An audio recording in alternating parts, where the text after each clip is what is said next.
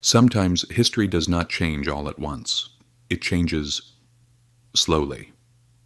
Thousands of years ago, when humans did not even know the word empire, the world was quietly preparing for such an idea.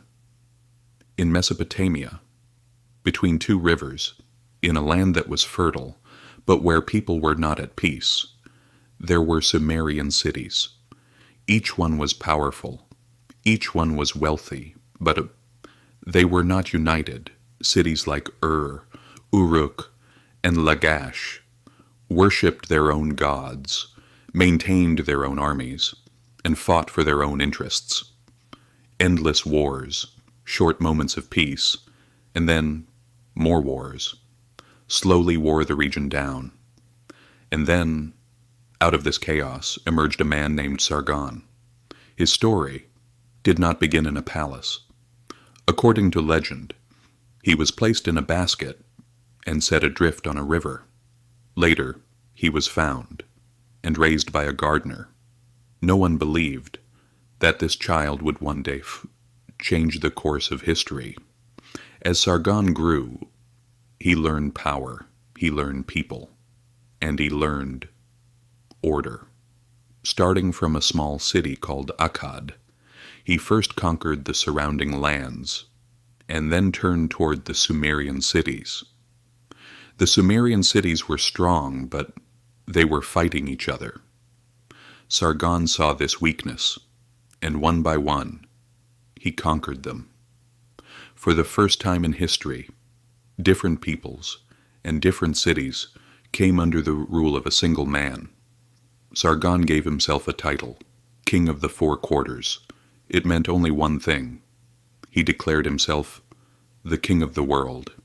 No one before him had ever dared to say this out loud. And so, the Akkadian Empire was born. Sargon was not only a conqueror, he was a ruler. In the cities he captured, he removed local kings and appointed his own governors.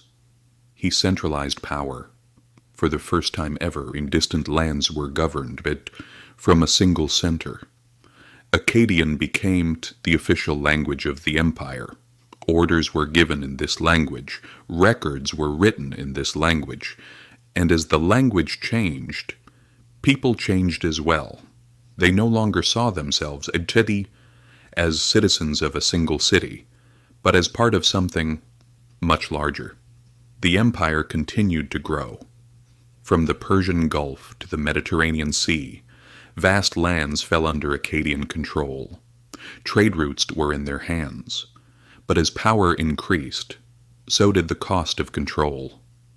After Sargon, others took the throne. Among them, the most striking was Naram-Sin. At the height of his power, Naram-Sin declared himself a god. He placed upon his head a horned crown, the symbol of the gods. He was no longer just a king, he was worshipped. But history does not walk long with arrogance.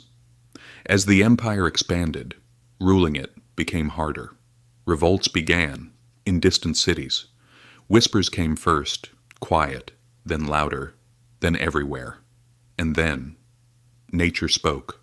Long droughts cracked the land and reduced the harvests. Hunger exhausted the people and shattered order. Taking advantage of this weakness, the Gutians descended from the mountains and attacked the empire's borders. The power that once ruled everything could no longer reach everywhere.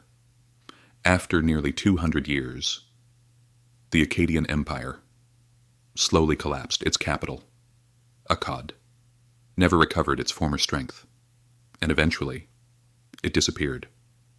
Even today, no one knows its exact location, but the idea the Akkadians left behind never disappeared. They gave the world the idea of empire. They proved that vast lands could be ruled from a single center.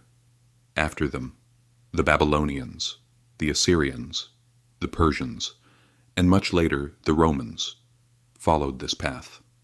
The foundation of the modern state was born on these lands. A story that began in a small basket on a quiet river changed the fate of humanity.